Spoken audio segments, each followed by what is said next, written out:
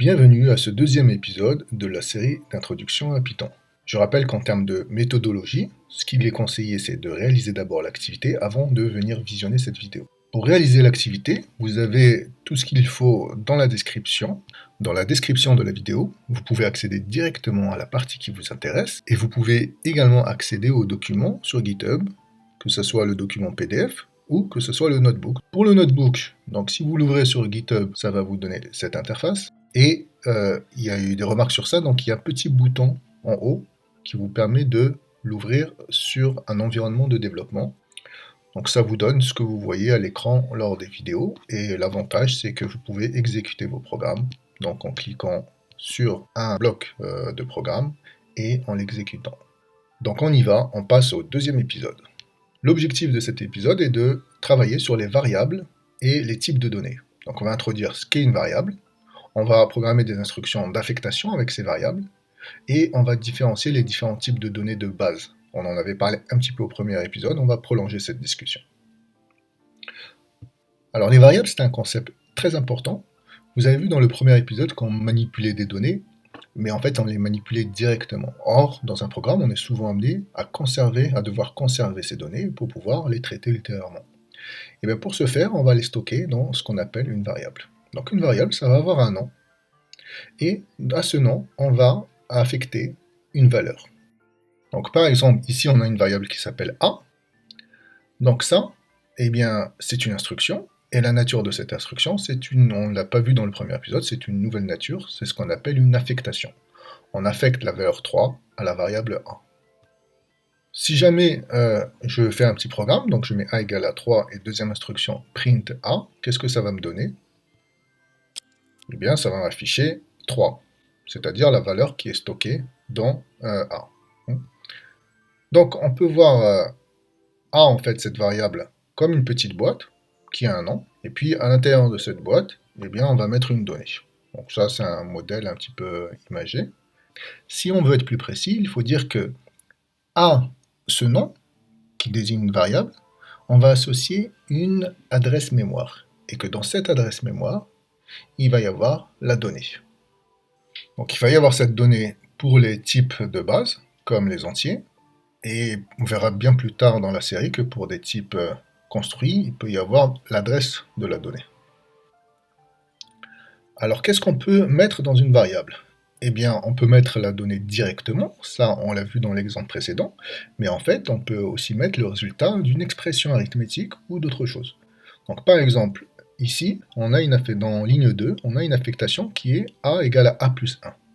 Alors, ça peut paraître assez confus, parce que mathématiquement, c'est pas la syntaxe qu'on utilise, mais qu'est-ce que ça veut dire en fait? Ça veut dire la nouvelle valeur de A, eh bien, c'est l'ancienne valeur de A plus 1. Donc, dans notre exemple, A valait 3, dans la première ligne. Sur la deuxième instruction, A va valoir combien? Eh bien, il va valoir l'ancienne valeur de A, c'est-à-dire 3 plus 1, 4. Autrement dit, on va affecter à A la valeur 4. La troisième instruction, on va créer une nouvelle variable, B, et on va dire que B égale à A. Qu'est-ce que ça veut dire? Ça veut dire qu'à B, on va affecter le contenu de la variable A. Alors ça peut paraître simple, mais attention, derrière, il y a plusieurs opérations qui sont faites, et Python, comme c'est un langage de haut niveau, ça les cache. Donc on peut également faire des opérations, donc vous avez vu B égale à B fois 2, ou C égale à A puissance B. Donc voilà, on a terminé pour cette notion de variable. C'est à vous de jouer et de réaliser les missions. Ce qu'on va faire, c'est qu'on va passer à l'autre partie, type de données, avant de faire la correction des missions. Alors les types de données, nous avons déjà introduit ce concept au premier épisode, lorsque nous avons vu qu'avec un plus, eh ben, si on a des nombres entiers, ça a un sens, et si on a un texte, une chaîne de caractères, un texte, ça a un autre sens. Donc, le type de données, ça correspond tout simplement à la nature de la donnée.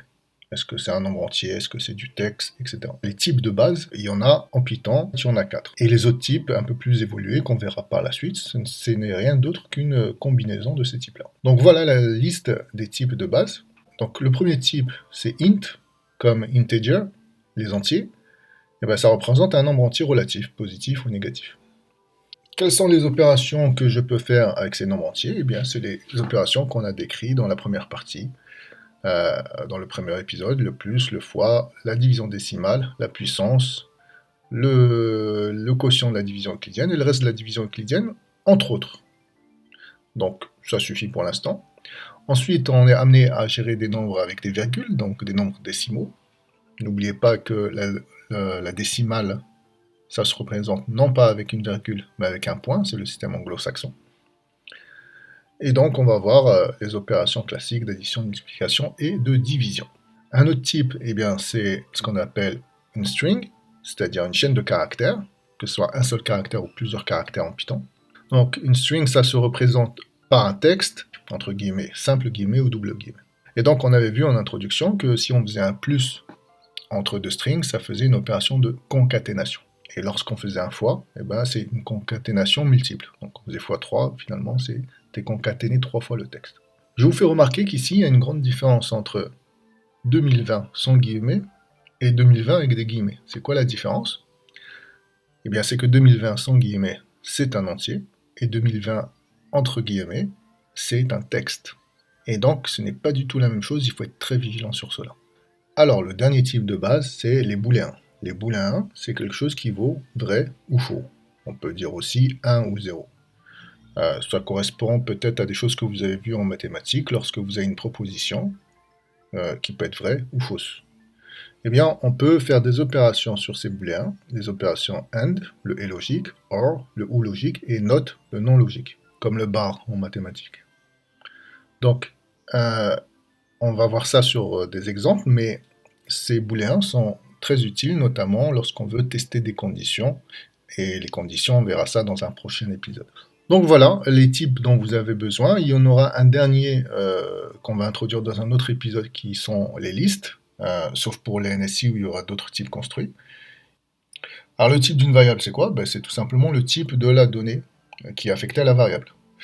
À savoir qu'en Python, le typage n'est pas statique et donc on peut changer le type de la variable au fur et à mesure. Mais c'est déconseillé de le faire. Alors comme on a dit tout à l'heure, très important de maîtriser la typologie, c'est-à-dire le type des variables. Ne changez pas la variable de type, sinon vous risquez de faire de grosses erreurs. On va faire quelques exemples pour illustrer tout ça. Donc, les premières instructions de 2 à 7, ce sont ce qu'on appelle des instructions d'initialisation. L'initialisation, c'est tout simplement la première affectation. Vous voyez que sur les noms de variables, qui sont à gauche, eh bien, je peux mettre un texte. Il y a quelques règles à respecter. Donc les règles obligatoires, c'est qu'un nom de variable, ça doit être un nom sans espace. Il n'y a pas d'accent. Les règles normatives, c'est qu'on aime bien, lorsqu'on change de mot, soit mettre un underscore, soit mettre une lettre majuscule. Il faut que le nom de la variable soit pas trop long, il faut qu'il soit également explicite. Alors les opérations correctes, c'est les opérations qui vont respecter ce qu'on a vu au premier épisode, c'est-à-dire que, eh bien, on a une opérande, une opération, éventuellement une autre opérande, qui sont compatibles. Donc les opérations correctes sont par exemple les additions entre deux nombres, les concaténations entre deux chaînes de caractères, les opérations logiques avec les AND, OR et NOT. Alors qu'est-ce que ça va donner ici les AND, OR et NOT, les opérateurs logiques? Donc on a le booléen 1 qui vaut true, vrai, et le booléen B qui vaut false, faux. Donc si je fais vrai et faux, la résultante c'est faux. Si j'ai quelque chose qui est vrai ou faux, la résultante c'est vrai. Et si j'ai le contraire de vrai, c'est quoi? C'est false. Donc voilà ces opérateurs logiques, il va falloir apprendre à les manipuler et on approfondira ça lorsqu'on traitera des conditions. Les opérations incorrectes, c'est les opérations qui sont inconsistantes en termes d'opérandes et d'opérations. Par exemple, si j'essaie d'additionner un nombre et un texte, eh bien, je vais avoir une erreur. Pourquoi je vais avoir une erreur? Parce que le plus, il est bien défini entre deux nombres, il est bien défini entre deux textes, mais il n'est pas défini entre un nombre et un texte. Également, si j'essaye de faire un AND entre deux choses qui ne sont pas des booléens, puisque ici nombre A et nombre B sont des entiers, je vais avoir une erreur. Et si je fais un NOT sur un texte, également, le texte n'est pas un booléen, je vais avoir une erreur. On peut également changer le type des variables avec une opération de conversion dite de casting. Donc pour illustrer cela, je prends une variable A qui vaut 3. Et bien, donc voilà, ça me donne class int, donc 3 c'est un entier, donc la variable A est de type entier. Pour B, ça va me donner quoi? Un nombre décimal, un float? Ben non, parce que si on fait attention, B, il est entre guillemets. Donc B, ce n'est pas le nombre 2,3, mais c'est le texte 2,3. Donc si je veux faire une conversion, donc je mets C égale str A. Ça veut dire quoi? Ça veut dire que je transforme A, qui était un entier, en une chaîne de caractères. Si je print le type de C, ça va me donner str. Donc cette conversion d'un nombre en chaîne de caractères est toujours possible. Par contre, l'inverse ne va pas être toujours possible. Donc la même chose avec float. Si j'essaye de faire float de B, eh ben, float de B, c'est bien la structure d'un float. Et donc la conversion va marcher. Et ça va me permettre de transformer B, qui était une string, en float. Très bien, on a terminé, on va pouvoir passer à la réalisation des missions. Donc encore une fois, vous mettez la vidéo en pause si ce n'est pas encore fait, et une fois que c'est fait, vous revenez pour la correction.